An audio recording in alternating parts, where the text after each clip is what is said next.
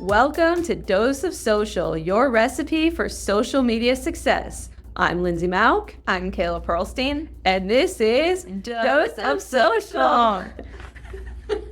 So this week's episode I am very excited about. We have the lovely Christine Moore here with us today. Yay! So Christine and I have been working together since 2006. It's almost our 20-year anniversary of working together. And we're going to talk today about social media and branding, because branding and social media is so important and something that often gets overlooked, especially if you're a new brand and graphic design and creative design is not your forte. So Christine's going to be joining us today to give us some great tips on branding and social media. So thank you so much, Christine, for joining us. Excited to be here. Christine, why don't we get started by having you share with the audience a little bit about yourself and your background?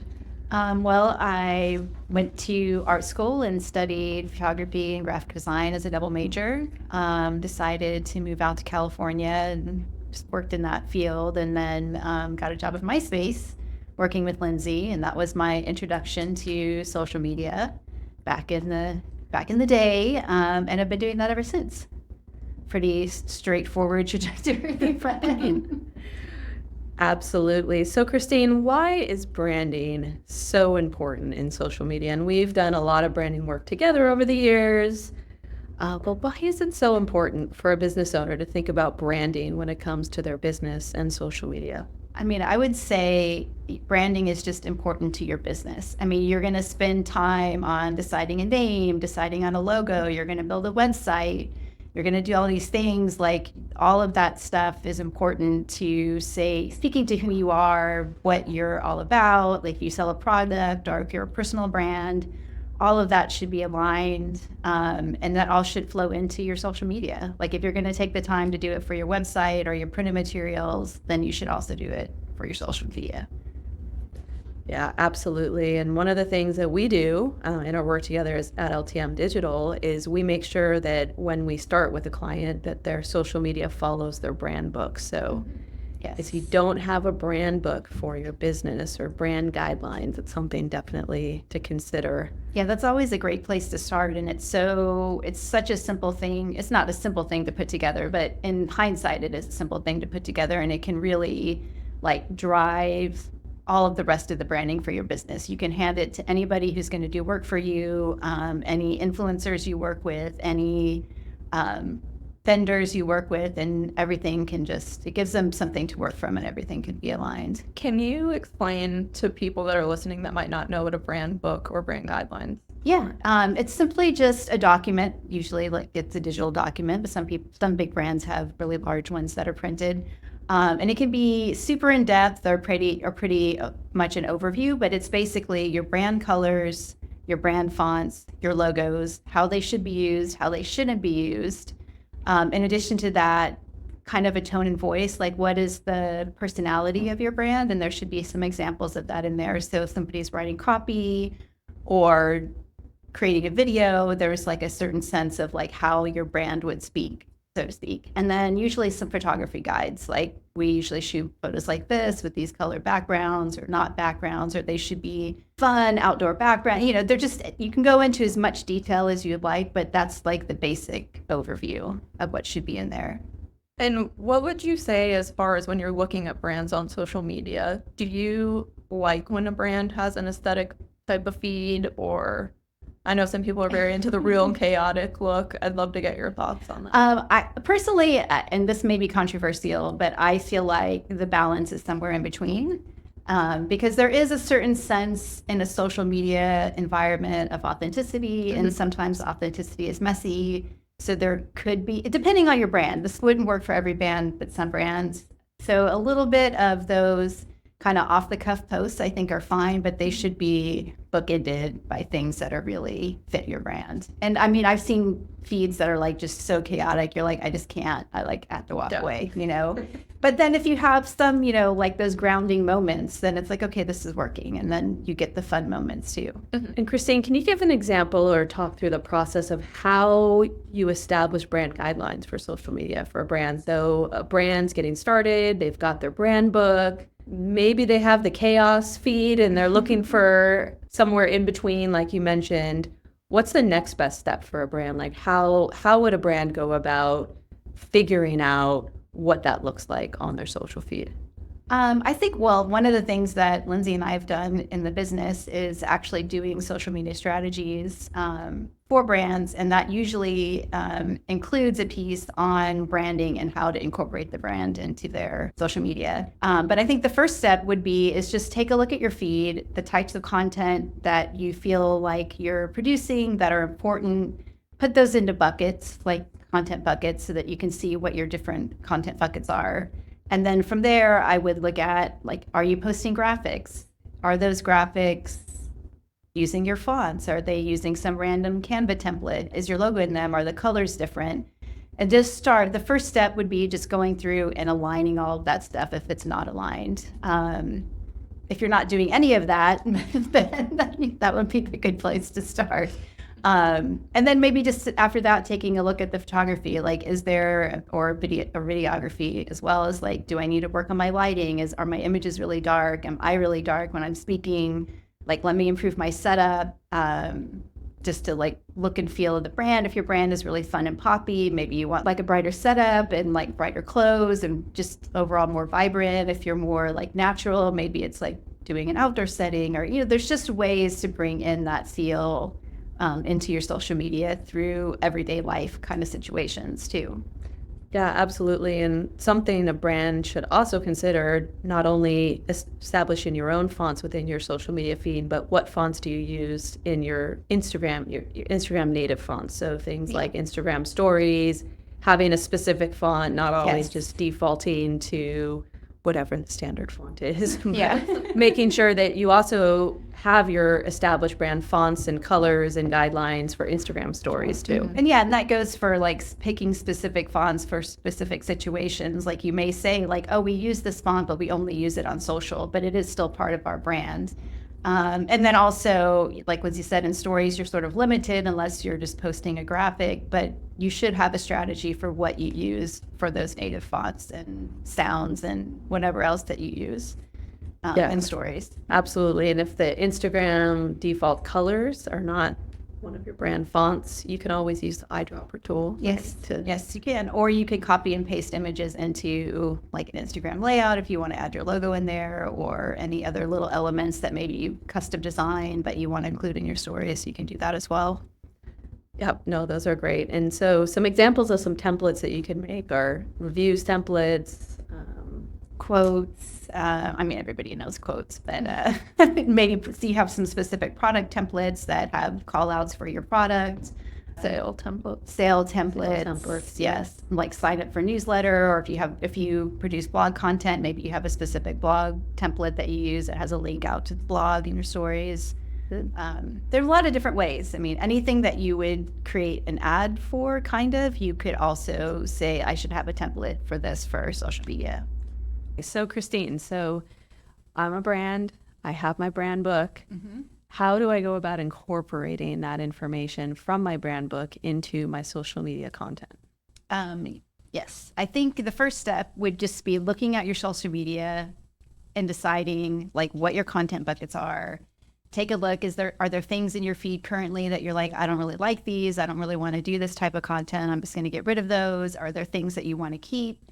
Then I would take a look at your brand book and say, okay, what of these things can we bring in our colors from our brand book? Can we bring in our tone and voice from our brand book? Like, what about our photography? Can we make our photography more aligned with how it appears on the website? Are we doing videos? Are the backgrounds or the lighting and the style of our videos, does it match the style of the stuff we have on our website? Or does it fit who I am as a person if you're a personal brand? Or if you're like a fun, happy brand, is it fun and happy? Or if you're like more serious, it's just really aligning everything that you put out to your brand guidelines and even your brand culture that you want to convey through social media. So, what are some of your favorite tools to use for branding and design? And then, what are some tools that would be good for small business owners or people just starting out in social media? Oh my gosh, there's so many tools these days. So many So tools. many tools. Whatever you want to do, there's like 20 tools that you could use to do it. But as someone who studied graphic design, I'm obviously a big Adobe fan. So I use the whole Adobe suite for everything from InDesign to Photoshop to Illustrator, all of that stuff. And obviously there's a little bit of a barrier to entry for that for most people. I know Canva is very popular, and I would say Canva is probably one of the most accessible tools. And especially if you have some established brand guidelines, you can set up a brand for yourself in Canva, uploading your fonts, uploading your logos, establishing your colors, like all of that stuff. So then, I mean, they even have some tools where you can just grab a template and apply your brand to that template. So if you need to just do like, I just need a quick like review post, and like you could basically probably grab one, apply your brand template to it, maybe make some minor adjustments, and there you go. You have your I mean, I'm kind of simplifying. It's always that easy, but I would say if you're like a smaller brand and you don't have the budget currently to like hire somebody to work on graphics for you or your social media for you, that is one of the most accessible ways. Yeah, I love Canva. Yeah, Canva's great. And what's nice about Canva too is they have like you said, the predetermined spec sizes. So for Instagram, like, for example, in the Yes. feed, if you want your square post, you just put Instagram feed and it'll give you your 1080 by 1080 pixels And it's sizes. even good for doing very basic like video editing as well. If you need to slice a couple clips together, give them a transition, do a little bit of animated text, it makes it so, I mean, you're limited, but that limitation is also what makes it very easy and also keeps you in a sort of box where you can't go too far outside of what you've established for your brand anyway. Yeah, and Canva's also great for flyers and slide decks too. Yeah, absolutely. With that being said, Lindsay knows I'm like, I know you're an Adobe purist. I get it. I do love Photoshop. but I do use Canva sometimes too. So, it just depends on what you're doing and if it's the right tool. I mean, obviously if I'm photo editing, if I did a photo shoot and I'm editing a bunch of photos, that's not the right tool for it at all. No. So there's a time and a place. And I would say if you are a business owner and you do have an interest in creating your own visual content, Canva is a great platform, especially if you don't have experience in that area. What about business owners who do not want to do this, Christine, and want to hire someone to help them with their business, but maybe don't necessarily have the budget for a really great agency or freelancer to work with? Well, What are there some tools are- they could use? There are varying ranges of freelancers out there. We always say this internally. I know it's like nobody wants to hear it, but you sort of get what you pay for. yeah. We've had several clients who have had the same situation where they found someone who could do something for cheaper, but then it took them 3 times the amount of time. So they're ending up spending the same amount of money. I think find the sweet spot, like of experience to cost. There's a wide range out there. Maybe look at, depending on where you live or what you have access to, there are a lot of really amazing art schools that probably have a lot of up and coming designers who would be, willing to work within your budget to produce some really great content. But they should probably always ask for examples of work. Yes. Yeah, that's great advice looking at local art schools. I love that. Yeah. And secondly, I would say, like, regardless of, where your budget lies, you should always try to pay for your materials. You're just going to get the best work. There's always like, oh, do it for the experience, but that's just not the way to get the desired result that you want. At the end of the day, you get what you pay for. Yes. Yeah.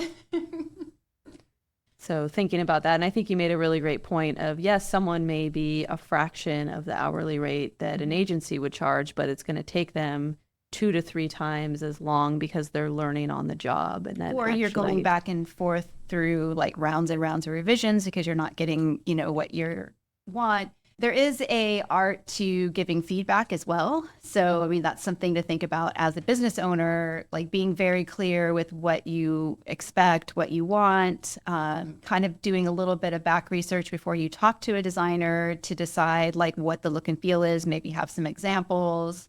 If you know what you want, it's going to make it much easier for them to produce what you want. Yeah, that's really good advice. It's just giving very clear feedback and having an idea of what you're looking for, and what you're not too. And what you're That's- not, That's also helpful. that's a place to start as well. And there are going to be times, obviously, where you may not know what you're looking for, but you need somebody to help you figure that out. Just know that that's going to have to be part of the process. Like, I don't know what I'm looking for, But I'll know it when I see it. but I know that's not it either. I think also too, to both of your points, and I know we're going to talk about this later, but social media managers are also not necessarily designers, and they're not Yes. brand managers. Yes. And so if you don't have your branding, your social media manager is not your branding specialist. They're not Yes. your graphic designer. So you need specific people in the right places to get their desired result. Yeah, it's very rare to find a social media manager who's also a very talented graphic designer. Those are usually two separate skill sets. So if you do have someone like that you are working with, congratulations, you found a unicorn. Hold on to that person, keep them happy. Yes. But with that said, you might have a graphic designer that's really great who may be an okay social media person. Just kind of sometimes it's best to have both. Or if you have very well established brand guidelines, then your social media manager may be able to. Yeah, Do that's a this good for you. point. You might, once you have a logo and you have brand colors established and you have your brand kit in Canva, then maybe it is something your social media manager can take it and run with it. At least in, those initial stages of your business too. Yeah, definitely. Christine, this has been so wonderful. Are there any other tips or helpful information or tools that you think would be useful for our small business owners listening and anyone listening to this podcast who is interested in social media and branding? Okay, something that I see often with smaller brands, even some of the larger brands, is just who are posting images on social media, the quality of the photos. Like if you're taking product shots or any of that kind of, or just, any kind of shots really, put a little bit into the lighting. There's very inexpensive backdrops that you can get these days, very inexpensive lighting setups, reflectors. They're so easy to use. Like you can, even if you're taking photos with your iPhone, if you just do a few simple things, it'll like 100% make your feed look better. Be quality over quantity. Yeah. Yes. Christine, can you share some of the backgrounds and backdrops and items that you like to use? I know we have some that we use, surface boards that we use at LTM. Yeah, so there's a brand called Replica Surfaces. They make a lot of really great backdrops for different styles that you can use for product shoots or lifestyle images. They also make this really cool stand that actually sets up your background and your bottom surface. You can buy really inexpensive lighting kits on Amazon. I would say a brand, but they're like 100 different brands and they're all the same. Yeah. There's also some really nice, just like regular sheet backgrounds that you can search for that you can find on Amazon as well. And I bought a nice case for them all and I throw them all in there. It's portable. I could take it whenever I go shoot. So just really good. It's literally a photo shoot in a box. Yeah. I love it. But I think another important thing with photos too is your iPhone is a great tool for capturing content and photos and videos. So I know we have talked about that on previous episodes of Dose, but really leaning in and using your iPhone, just taking shots in portrait mode where you can, if you don't have the ability to get product shots. I mean, you could, there's so many ways. I mean, there's so many ways to start. You can start with your iPhone, just make the most of it, make the images look as good as possible, move up, as you progress or as your business grows, then there's a time and a place to bring in a photographer to have them shoot stuff. Like you'll have more of a better idea of what you want your photography to look like. Regardless of your setup, there's still things you can do to make your photography look better, or your video for that matter. And we talk a lot about photography because that's my background, but the same goes for video. I mean, lighting is just as important for video, like sound is just as important for video. Maybe get a small microphone if you're shooting on your iPhone, something like that to make things sound better. Yeah, I know we like to use the little microphone Lav clip, mics, the lav yeah. mic for the iPhone. And if someone was looking to step up from their iPhone, what do you recommend? What type of camera should they look into? Any DSLR is going to give you amazing pictures these days. I mean, I would maybe pass by the point and shoot and go straight to DSLR. You're going to get better results and you're going to have more flexibility. You can do different lenses if you need to. They can also, most of them now can also shoot really great video. So I would say that would be your next step. Or hire a photographer to come in and shoot some photos for you and take some video. Yeah, that's great. Awesome. Kayla, do you have anything else you want to ask Christine? No, I just wanted you to share how people could get in touch with you and learn more. Yes. I am on social media at More Inspired, Moore. Inspired. I'm not going to spell it. Or you can find Christine and I doing funny dances on LTM Digital's. They are pretty funny. That's right. She doesn't dance often, but when she does. Or you can find me in the ocean swimming. Oh, yeah. Christine is a very accomplished ocean swimmer. Awesome. Well, Christine, thank you so much for joining. fun. My first podcast. Thank you so much for braving the traffic in LA on a Friday afternoon Oh my to come God, chat yes. with us. Really appreciate it. And thanks so much.